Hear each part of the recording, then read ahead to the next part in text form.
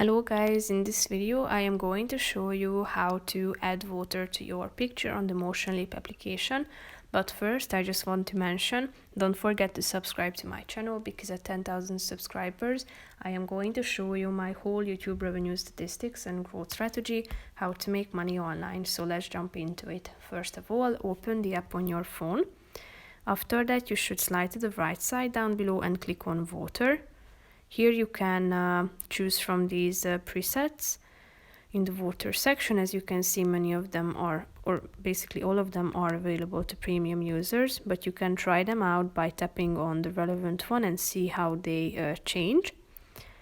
So if you would like to use the eraser, you can do so by brushing over the areas that you want to reset to the default water option. And you can remake it by using the painter or this brush option above it. If you would like to purchase the preset to save your picture, then click on this button in the upper left corner and you will be able to get the Motionleap Pro so that you can get the water presets. So that's pretty much it for this video, guys. See you in the next one. Bye.